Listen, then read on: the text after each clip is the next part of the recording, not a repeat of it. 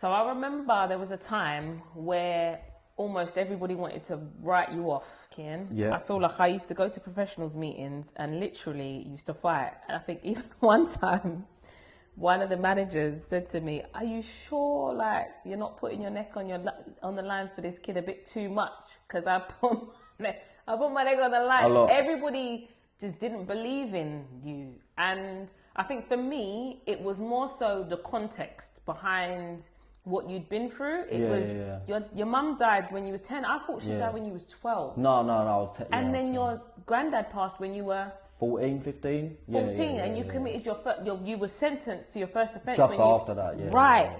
There is so much that you went through. That's just two of other things. Being diagnosed with ADHD at 4, very confusing. Having to take medication, very confusing. I don't know how that impacted your body in other ways. Having to attend all of these meetings. So I think it was just important for people to understand that actually this kid's been through the most. And of course he's going to be angry, and of course he's going to be upset, you know. It's how we channel that. But yeah, there was a lot of theories around you. Everyone thought that you was like this local bad boy. Yeah, I know. I don't know what it was. I don't know why. Kian is fine. He's fine. But what I find amazing is that you just mentioned that you left school with no GCSE. Oh, two. Okay. But left not school good with ones. Yeah. What was you left school with? English and PE. Like, okay, might fantastic. as well have And oh my gosh, before that, you was like a runner. Yeah. You did. I remember coming to one and of then your I races. started smoking and that. But then you started smoking, but then you ran. Yeah. I think we had a I conversation. was still smoking, and that's why I didn't do that well. That was the only race I ever lost in my whole life. Because you was like, what was you, the top runner in Essex in the, for 800 meters. Come on. Yeah. So yeah, there was a lot going for you, and I think you were aware of that. You said you were smart, but in school. But came out with two GCSEs with everything that was going on, but you also went to college, Keith. Yeah. And a lot of kids who kind of go through the system don't want to stay in education. But you wanted to, but you didn't want to stay in the area, which I thought was beautiful because you wanted to just get out of the area, go to a college in a different area and have like a fresh start. Yeah. So I remember coming up to the college a few times for good and not so good things, but at the end of the day, you stayed on your course. Yeah. Yeah. And you completed your course. Yeah. Yeah. And you had experience of doing some work experience with working with kids and young people. Yeah. And I know that's something you desire to do, but you've been told that with your DBS you can't. Yeah. There are ways. Yeah, no. There are ways. And I believe ways will come, you know, with the right service. Yeah. Yeah, so I just want to say well done. No, thank you for that. Well but done. no, when I went to college, I mean, I wasn't the best behaved, but I didn't know exactly what I wanted to do. So obviously, I did want to be a PE teacher, but then I found out I couldn't because of my or I was told that company wouldn't have me. So I just sort of give up on it. But yeah, I don't know. I feel like. Let's also talk about hope.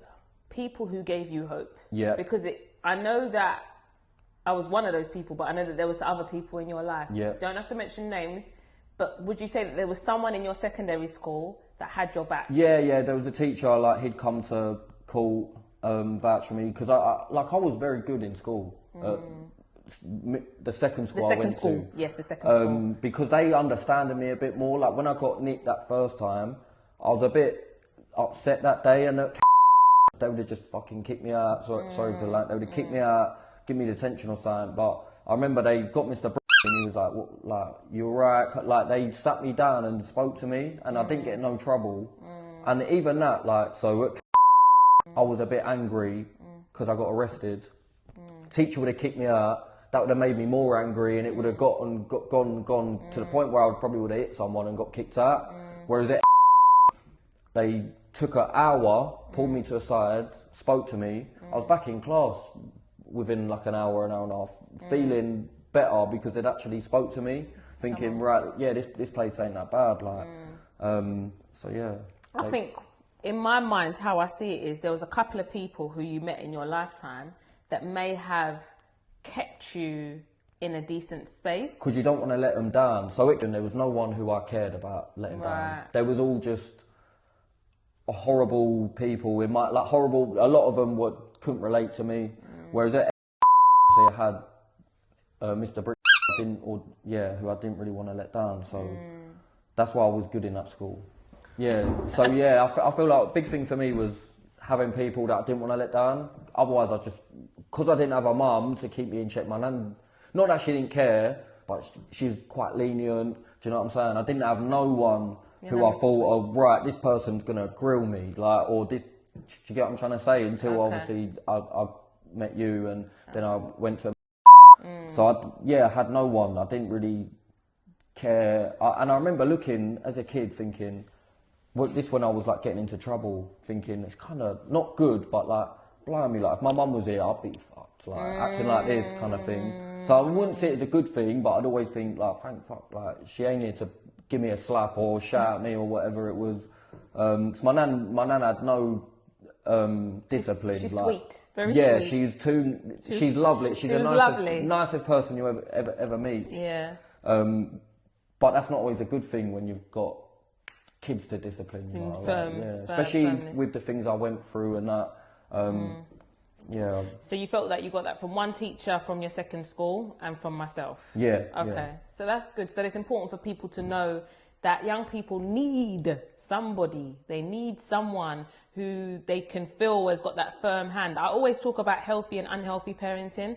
I weren't your parent, but I was a healthy caseworker, mentor, whatever you want to call it, support to you. Do you know what I mean? I weren't saying, it's all right, Key, go and do that, go and carry that, it's all right. Do you know what I mean? I remember having firm conversations with you. That leads us onto a call that